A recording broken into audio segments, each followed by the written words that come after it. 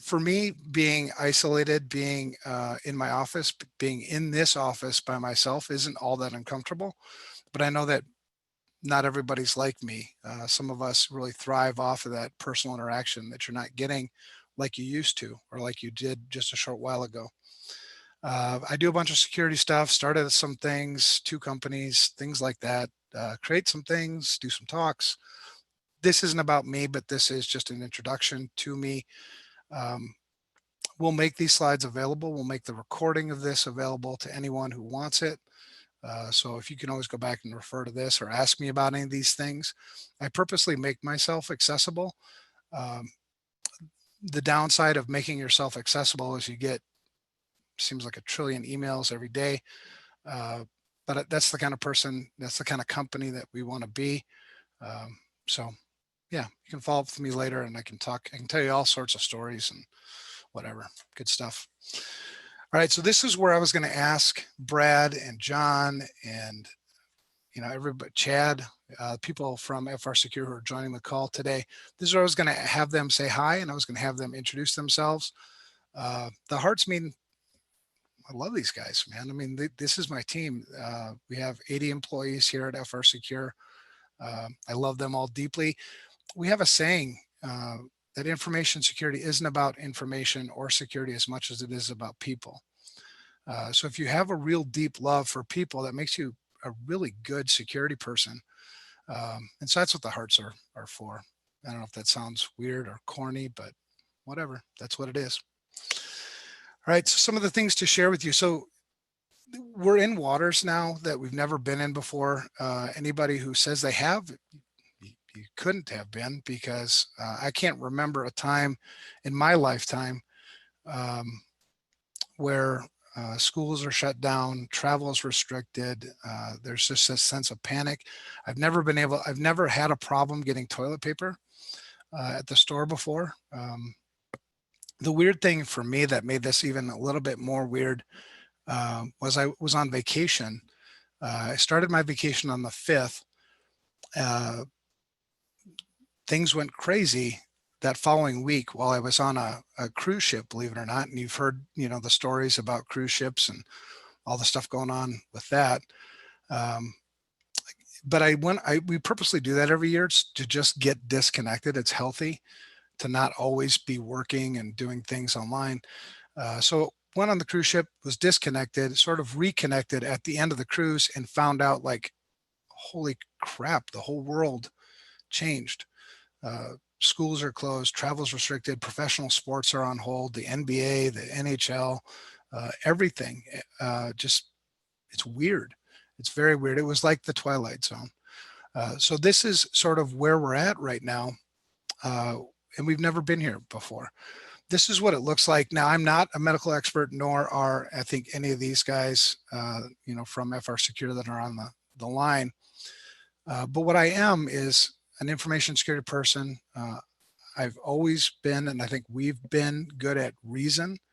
And we're math people. So this is, current state of affairs. And the reason why this is important is when you see something trend like this, we're looking for the top of the hill. And when you look at this, we're not there yet. It's still climbing. The curve doesn't look good. There's good news in this, but this is where we're at, 6,421. Now, the media hasn't done us any favors in any of this. You see reports as high as 8,000 people that are infected, media reported. You see others, confirmed at 5,000. It's hard to find the truth in all of this. Just know that the number is significant and getting significant-er. That's a word I just made up for you guys. But 6,421, we haven't reached that peak yet. This is the number of deaths in the United States. So this morning, when I got up, it was at 108. The same trend applies here. We haven't reached the top of the mountain. So some things to share with you. Should you panic? Absolutely not. And I know it's easier said than done. It'd be nice if everybody didn't panic, because then when I went to the grocery store, I'd find the things I was looking for. But there is this sense of panic, and it's understandable. But the math does tell us some things. The math tells us, number one, that we probably haven't turned the corner yet. So based on, kind of what we see with the trend, things will probably get worse before they get better. I mean, that's just the truth. Um, the truth, we all deserve that. This will probably go on longer than you or I want it to.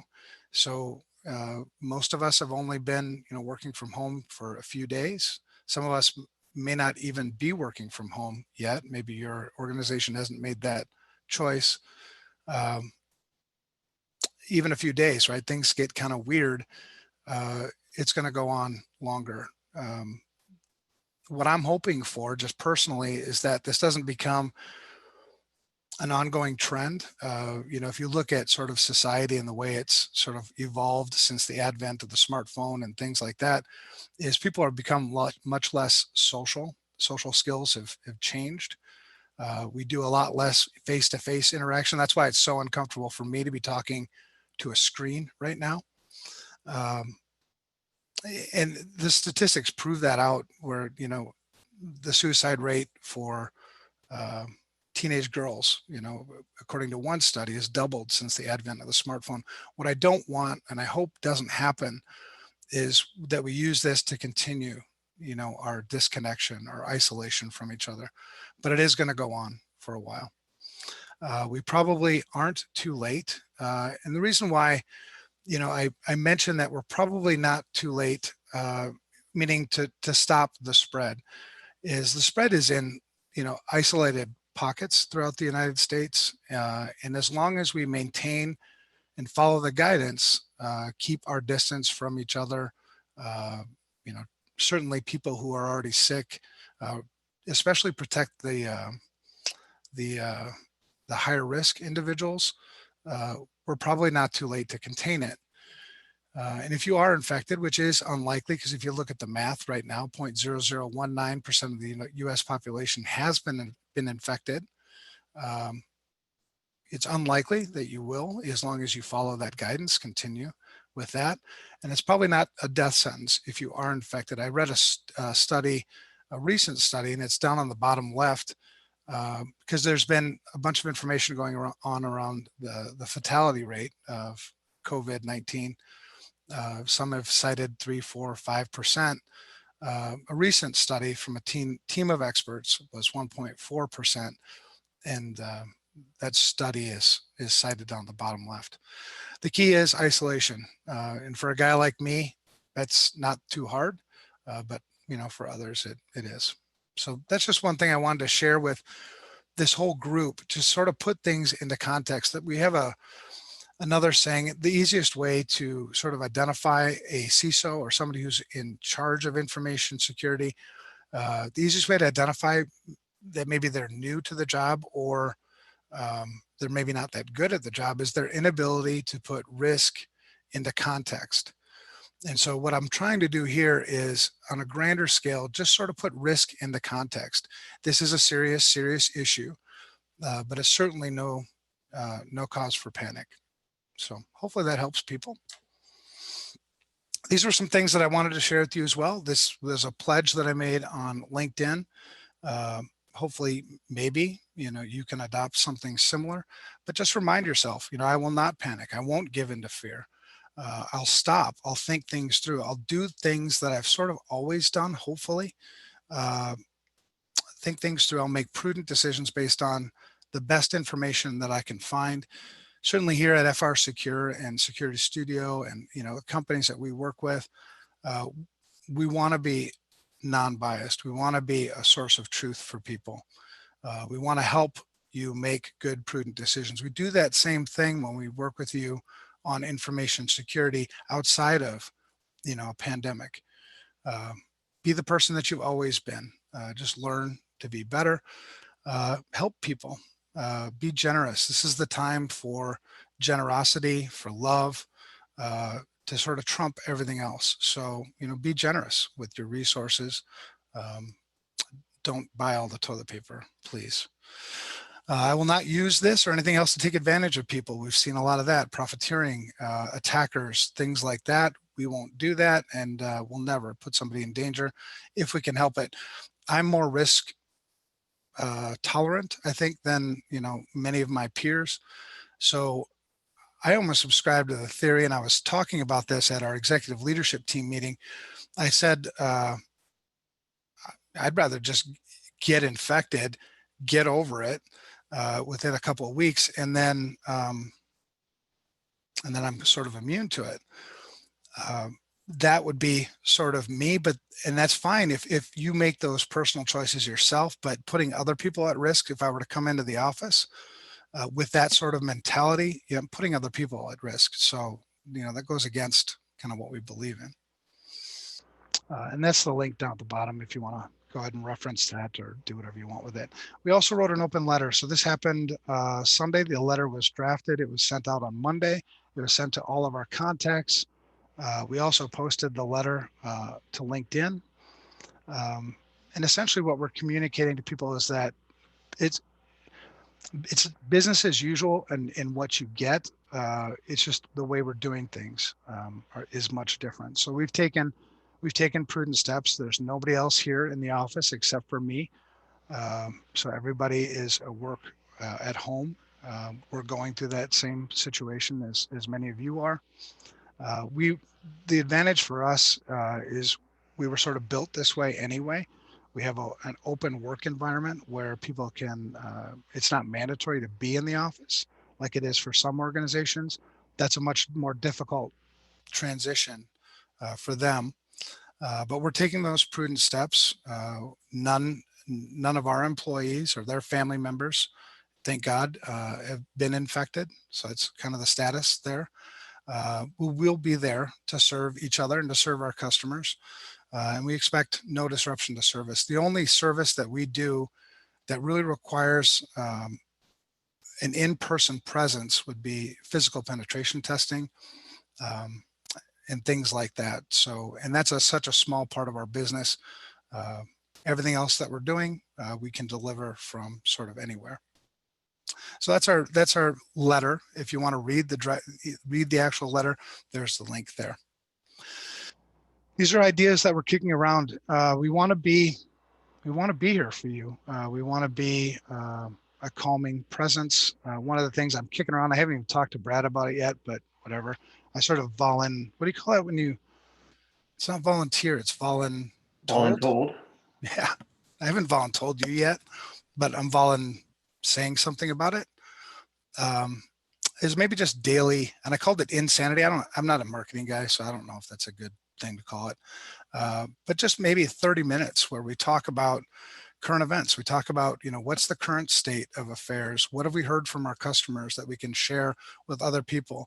What can we invite other people to have a discussion with us online versus sort of a webinar where we do all the talking and you have to sit there and listen. But make it more of an interactive thing. That's something I'm kicking around. If it only takes 30 minutes and we don't have to do a lot of prep time to deliver that, and people get value out of it, then we'll do it. But that's one of the things we're kicking around. We're also kicking around other frequent webinars, things that we can do. We rely on our customers. We don't like to tell you what you think. We like to hear what you think. In our industry, in information security, it's sort of common for us to tell you what you think. We'd rather it be the other way around. So tell us what you'd like to hear us talk about. Tell us what you're struggling with, whether you're struggling with even, I talk sometimes on mental health issues. I open up every talk I've given on the road in the last year about mental health hackers and mental health issues. I assume there's going to be some mental health issues with people working from home and buying into all the panic and all the things that are going on. Whatever it is you want to talk about, tell us. And if we can create a webinar and we can get an expert maybe to come and help us, we'll do that. Create some free tools, free content. I'm a free guy. So those of you who thought you knew me, we do that a lot. We just give away free things. We want to help. That's, you see in the bottom left, we've got our hashtag, mission before money. That's what we live. We are and will continue to be a stable and calm influence. So I might be panicking right now and you don't even know it. But this is how we're going to be. We're going to be ourselves. We're not going to be somebody we're not. We're not going to take advantage of people. We're going to be stable. We're going to be calm, and we're going to provide a safe place for people. I know in the podcast, Brad and I do a weekly podcast that we record on Mondays, typically, and we had different viewpoints on this COVID outbreak. And it was so cool to hear a different side, a different opinion, listen to it, consider it. I may not agree with it, well, because it's Brad, but that's a whole nother thing. But have that safe place to express opinions. Right now, things seem so divided. So not only do we have the COVID thing that we're dealing with and the pandemic, but we also are a very divided country right now. Let's not be that. So that's kind of what we're doing. So stay tuned. We'll tell you how to interact with us on all of these things when we get to the end of the presentation. Yeah, we want to hear it. So let's do it. All right, so let's transition. We do have some other stuff to talk about. So Chad, Brad, John, if you've got audio, these are places where I'm going to sort of open it up for us to have discussion more, as opposed to me just preaching stuff to people. I do have some content that I'll preach on, but love to hear your opinions on these things, your advice. So the things we'll get through is number one, what is the actual impact of COVID-19 on information security? That's an interesting question. I put together some things and I'll share it that I think might help. How do you securely shift employees to remote work during social distancing? We've got some best practices that we can certainly share with you, but what else, right? What happens if this is the actual push from, because we've been talking about it for years about becoming more mobile, more remote. What if this is the thing that took us from where we were to now being remote is just the way we do work now? We need to plan for that. We need to plan just beyond the pandemic. What if we never come back to the office again? Or if we do come back to the office, it's nowhere near at the same volume that it used to be. Let's talk through those things and figure out how we can plan for that. One of the things we don't want is to have to plan for it when it's happening or when it's already happened. That's reactive security, and you've heard us preach that before. That's not the right way to do it. Some of the current social engineering scams around COVID-19 and how to avoid them, and how to create or adjust your business, your disaster recovery plan. Because I'm sure of the 239 people who are online, all of you have disaster recovery plans, and all of them are up to date. That was security humor. I'm looking at the other video and none of you guys are smiling or even laughing. John, you look so stoic today. You all right? I'm doing great, man. No, there was a couple of questions that came up in chat. So you're working. Trying to knock them down a little bit. So. All right. Thank you. All right. So here we go. First question: what is the impact of COVID-19 on information security? For being such a tech-heavy industry, we've always been a data poor industry, certainly in relation to lost data. We have a lot of threat data. We have a lot of threat feeds. We have data all over the place, but how much of it is actually useful in things like this? Couple that with the fact that this is a pandemic that we've never faced before. We don't have data. So instead, what we need to rely upon is rely on our own experiences, take other events that we've seen that maybe haven't been as widespread in scope and maybe haven't been as impactful. What are those trends? What have we seen before in those things? And can we extrapolate any of that into this? That's one, area of thought. Another is, what are the opinions? What are people telling us? What are all those non-quantifiable inputs that we can put into this to try to figure it out a little bit? So based on what we know about people, we actually love people, and the people who take advantage of people, it's the people that we don't like, the attackers. This is what we know. We know that people will be justifiably distracted, right? When it comes to the health of my child versus a strong password, it's kind of a no-brainer, right? So it's justifiable that that happens, but that distraction has an effect on information security, your privacy. It has an effect on your safety. We also know that attacks will increase in frequency. We've already seen that, but how much more do we expect of that? And maybe they'll increase in impact as well. Most of the attacks that we've seen, or that I've seen so far, and we'll get opinions, have been attacks we've seen before, right? It's a malware attack. It's maybe a phishing attack, something like that. So the impact is relatively the same as other attacks we've seen before. Now, when we use the word risk is always likelihood and impact. So if there's an increased frequency, so it happens more often, and there's also an increase in weakness, right? So it's threat and vulnerability, risk goes up, right? And then you couple that with impact, that also makes it go up. So overall, there will be a significant increase in risk to everyone. We'll try to figure out what that looks like. So from this, I created, and I showed some of the team here, because we did have kind of a yesterday, we had some people come into the office just to get their things as we transition. So I did see a few people, and I was able to show a printout of this diagram I created. It looked like a bass. And so I created another diagram of what things should look like, and it looked like a barracuda. So we're going to call it the bass and the barracuda diagrams. So stick with me. This is the bass.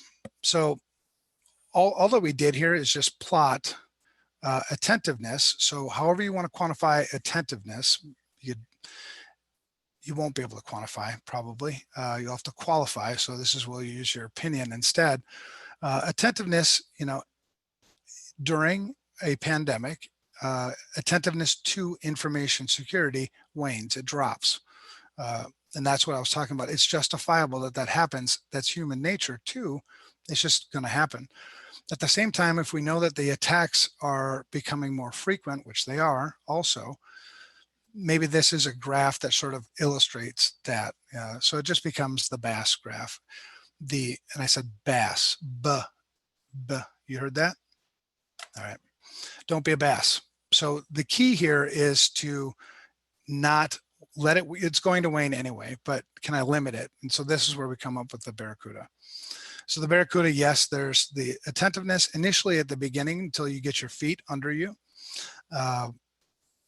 It's different for everybody, right? So I happen to be one of those people where I have a short memory on things. So when the bad thing happens, I'm usually very focused. You assess where you're at, and then plan a way forward. So I don't spend a lot of time dwelling on COVID, even though we're still in it, but I think I have a pretty good understanding of how to protect myself. I think I have a pretty good understanding of what steps I need to take.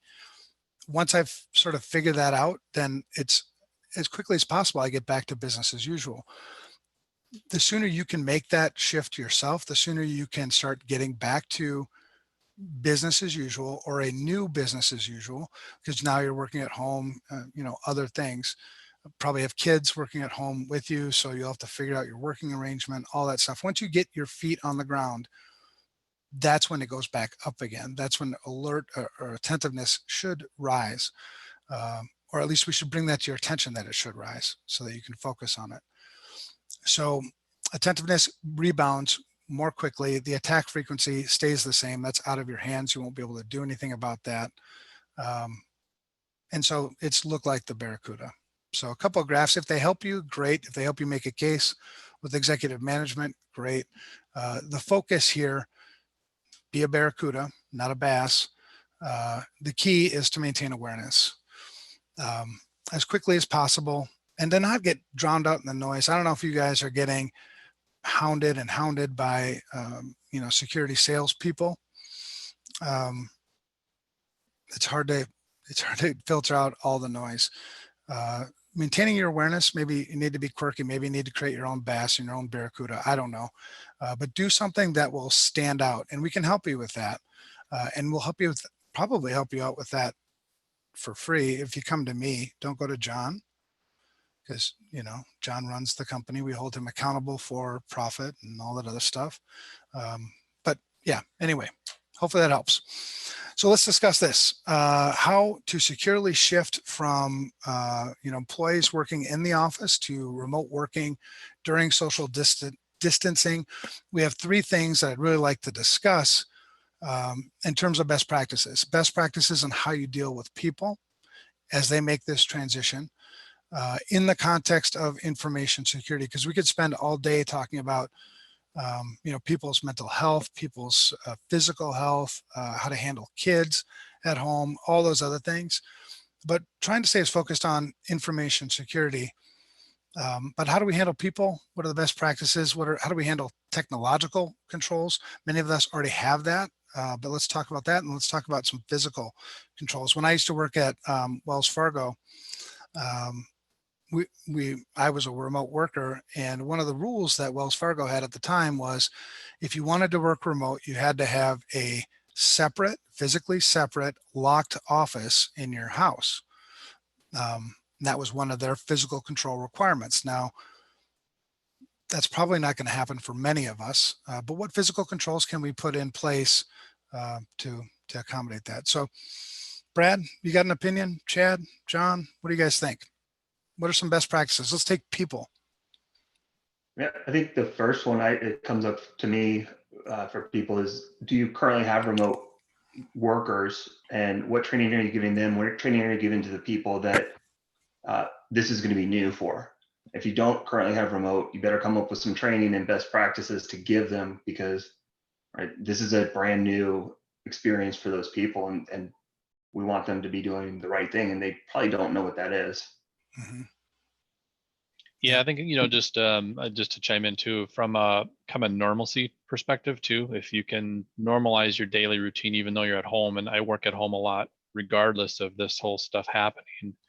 And I try to make that process as normal as possible. So if I get up from my office, my computer is locked because my wife works at home too. And I certainly trust my wife, but it's just, I don't change that practice just because I'm at home. Mm-hmm. Okay.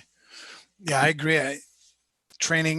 Maintaining awareness at home. There's certainly different physical risks there too that the people need to account for. It's a different network. There's all kinds of things. And I think, Brad, you hit on a good point with new workers who aren't used to this. They're going to need more support. So do we have the appropriate support in the back end to take those questions, take those phone calls, to check in maybe once in a while and see how things are going? Yeah. What else do you guys have for people? So like training. So let's say I don't have a training program today for remote workers, or maybe the training program is nothing more than, hey, here's the policy, read it, which nobody does.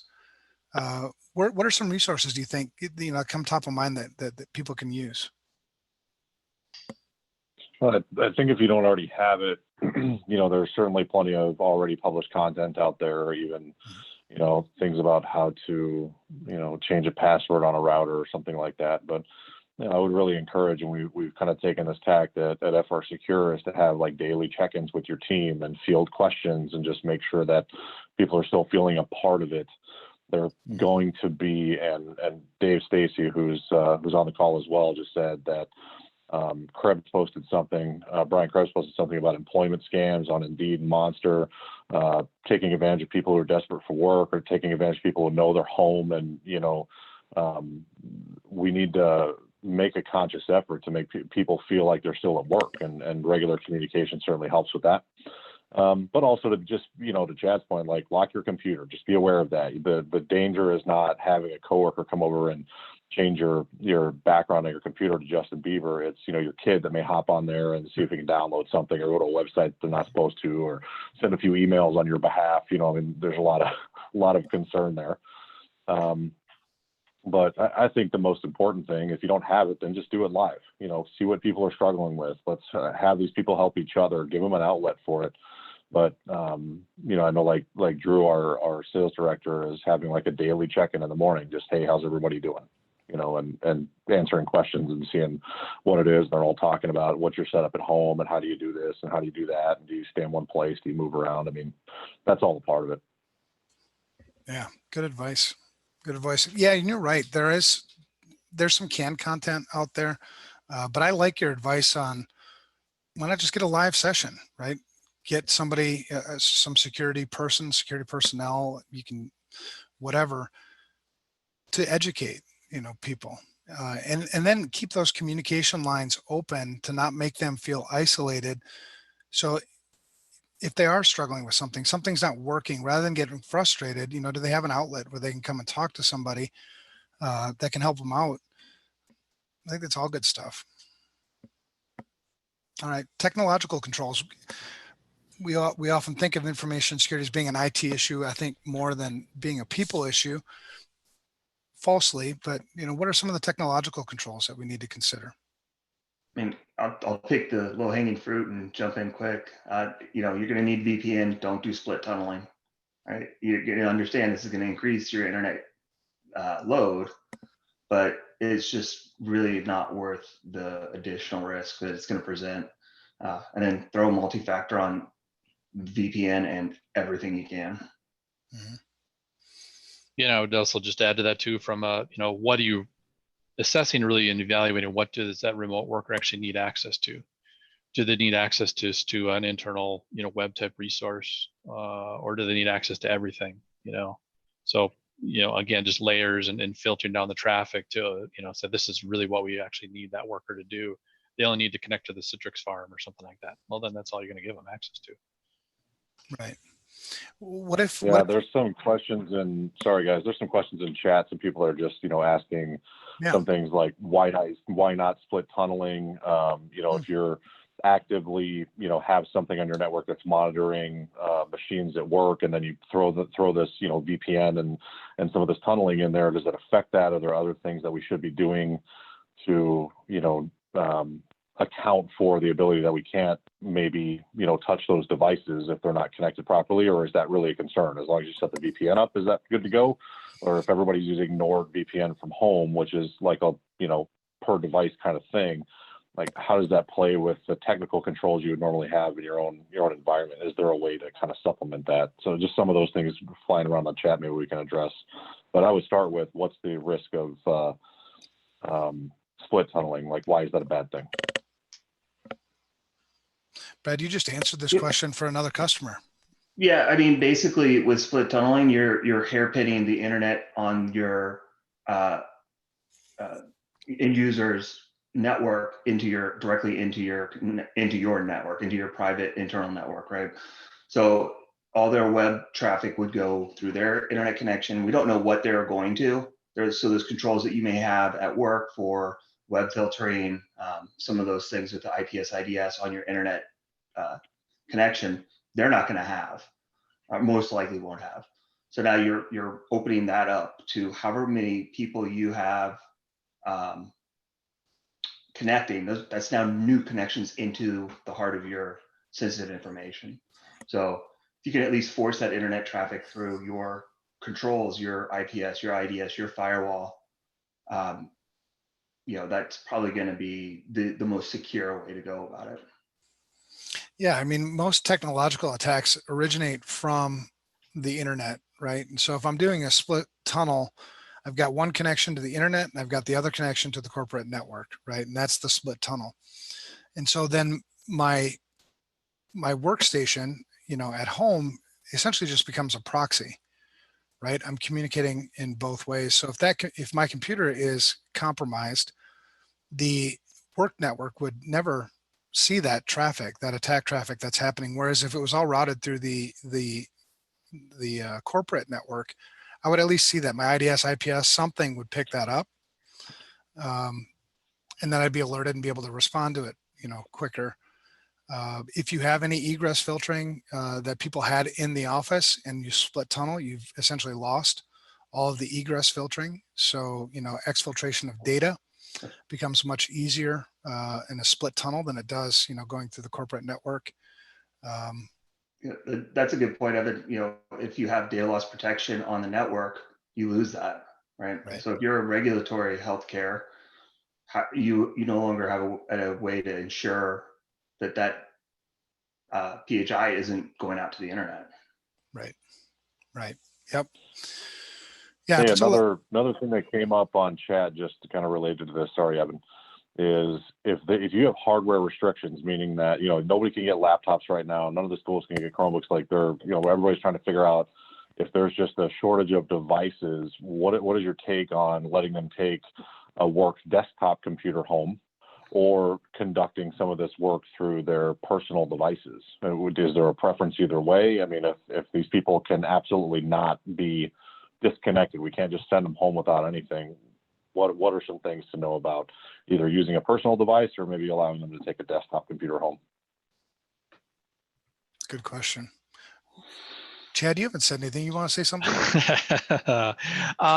If I had, based on those scenarios, if I had to pick, I would probably say send the desktop home, because I know, from a risk perspective, I understand what the risk is there at that current point in time if I'm maintaining it correctly, in the work environment. So if I had to pick, I'd probably pick that option. With obviously some guidance as far as, and having a little bit better understanding, kind of like best practices, if you can, the physical part we talked about, certainly keeping that secure and locked up and that kind of stuff. But if that desktop has any kind of ability then to be, some sort of monitoring, making sure that it actually is receiving patches correctly as we move forward. It may be pristine today, but we want to make sure that it stays as pristine as we can move it into the future. That'd be, the one thing. And then from a personal device, if it's a personal laptop, a lot of it is obviously going to depend on the technology you're connecting to the workforce with. If it is some sort of a Citrix, gateway or something like that, that's a lot different than outright VPN, direct access to the network through that VPN tunnel. So it is a risk decision that you have to make. And ultimately you may come to the conclusion that I'm willing to put up with that risk just because of not doing it is far riskier from maybe a business perspective. Yeah. And Yeah. I agree with that. I would not allow personal use systems personally. Send the desktop home. You've got control. The rule of thumb is I can't secure the things I can't control. Right. And so if I was going to use a personal system, you'd have to give me full control to that personal system if I wanted to be as secure, or at least as close to as secure as I can at the office. Yeah. And never let, I would also make a rule, and I'd be pretty strict on it. Don't let any family member use the same system that you're using with work. Kids are like little walking viruses in and of themselves, and somehow they infect every computer they touch. So can you define that a little further? When you say system, are you just talking about the device, or are you talking about the network, or what is it? Is it, and all of that? We're getting questions about like, well, we have these ISP controlled devices that are, generally pretty weak. People don't change their router, their passwords on their routers or their modems or whatever. And they have smart TVs and everything else connected to these things. And now they're about to bring a work device home connected to that same network. I know that's nothing new for people who've been working, after hours, and there's some ways to correct that. But for folks who are new to this, is there just kind of a general like, hey, if you're going to take a work device home for the first time, probably a good idea to at least change the passwords? I mean, what would you say is kind of the low hanging fruit there for people to do? Well, control at home starts with the endpoint. If I've got really strong control of the endpoint, the network becomes less significant at home. It's still significant, but a little less. You create just a huge workload for yourself if you're going to start enforcing specific controls or start taking control of home networks as well. I think most companies aren't prepared to do that. That would be ideal. And some companies do that. Some companies will deploy, a remote network or a remote work at home in a box, right? Which is, here's your router, here's, everything's kind of pre-configured. You plug it in and get on the phone with support. They activate, turn on, and you're good to go. But that's outside of the capabilities of most people. Certainly if you're transitioning. Yeah, I think. Yeah. And go ahead, Brad. I was gonna say, yeah, we have obviously some remote user guidelines that we, have put together, and we do keep it fairly high level for the wireless and home network. Things like the simple things. Make sure you have WPA2 set up. Have a complex secret key. Disabling broadcast of the SSID and changing default logins and passwords. And that's as far in depth as we go on, kind of the end user things. What are the easy things they can do that will make a big difference? Mm-hmm. Another thing we got asked about here in chat is the OCR, and I'm guessing this will kind of, a few others will follow suit, where the accountability for some of the things like that we would normally require for HIPAA compliance, let's say, like sending information over certain channels or whatever, is going to be waived. Like they're not going to be as heavy-handed, or they're going to give you a pass on not being compliant or stepping outside of normal protocols for data protection. That hit me sideways a little bit, because I think the risk of not being compliant is one thing, but some of those controls and some of those things you sidestep may come back, if you're opening up tunnels or allowing people to take pictures of certain things and sending them over email or text or whatever.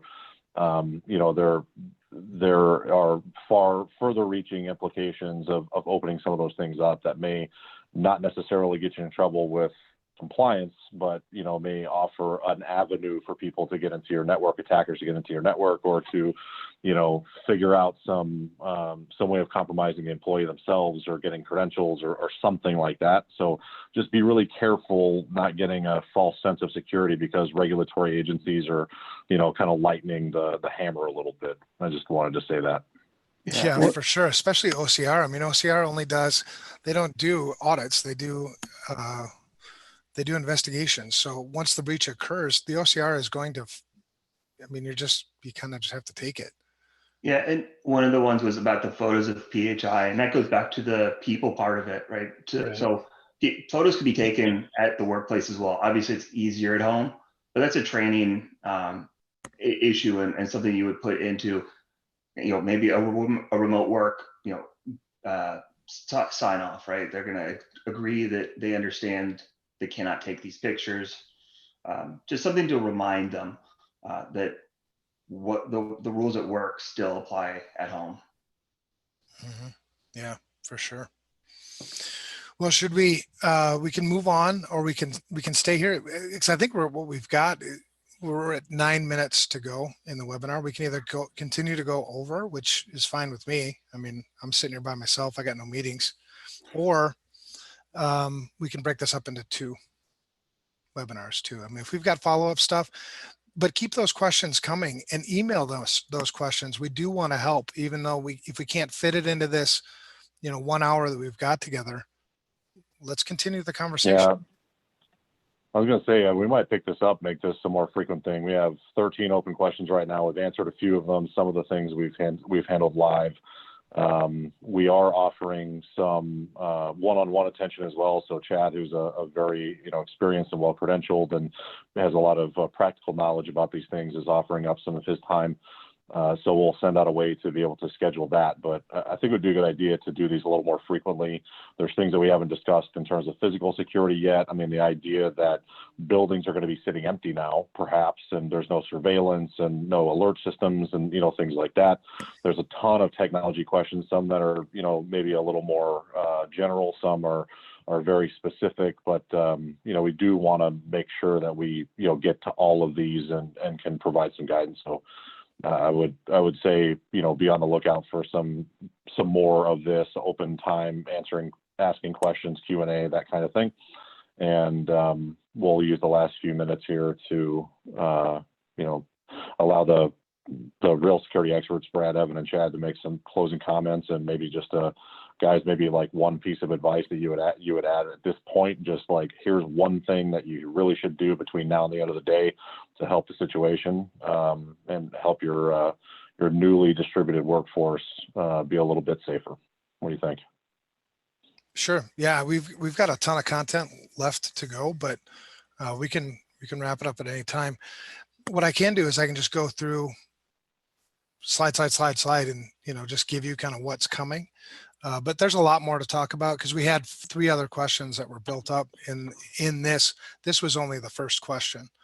Because there are other things to consider with remote access. And I think some things that are pretty exciting.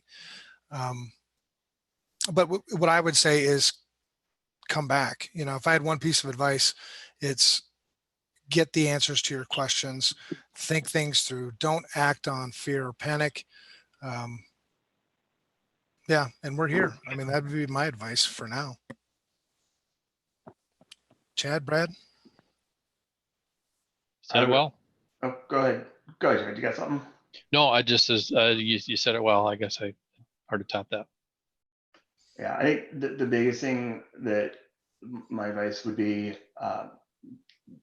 over communicate with your staff, right? They're going to be in a situation where this is unusual, it's uncomfortable, everybody is stressed out. Be top on communication. Come to a standard way of communicating. How do we Evan, you're sharing your email there. Oh, I want to share my email. Oh, I'm going to see it. I was threw me off. But yeah, let them know, how are we going to communicate with everyone? What's the status? Like I said, everybody's kind of on edge. So if you can keep a calm tone and let them know what's going on, be reassuring, that's going to go a long way. Yeah, agreed. So today is Wednesday. We should, I think we should really, rather than let this wane too long, we should try to get the next one scheduled for Friday if we can, at some point.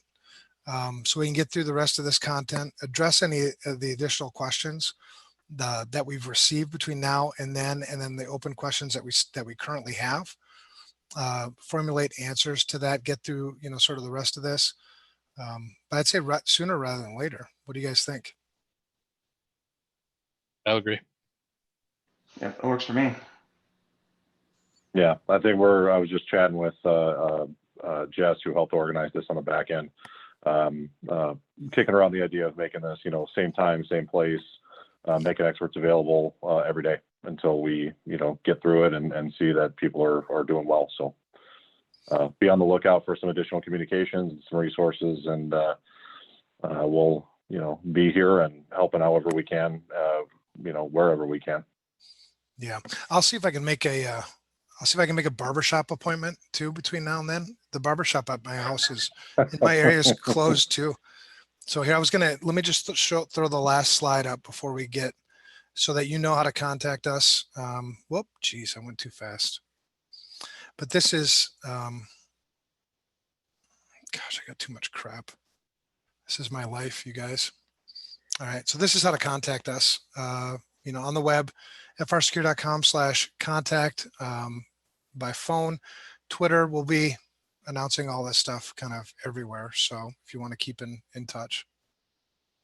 Yeah, so this is probably a good time for me to jump back in. I'll be sending this slide deck and the recording out for everybody.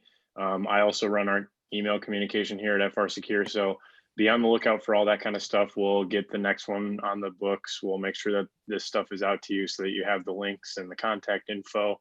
If you didn't see, I dropped a calendar link for Chad's calendar in the chat as well. That'll get sent out to you too, but as Harmon kind of alluded to, we're going to be, offering like a 15-minute, just quick Q&A, quick advice session with Chad. So feel free to book some time on his calendar when it's available using that link. And other than that, look out for some further email communication about upcoming webinars and the follow-ups to this as well. So if you as a panel don't have anything else, I think we'll wrap up here, and have a good afternoon, everybody else, and look out for that stuff coming your way pretty soon here. Cool. Thanks, Brandon. Thanks. All right, bye.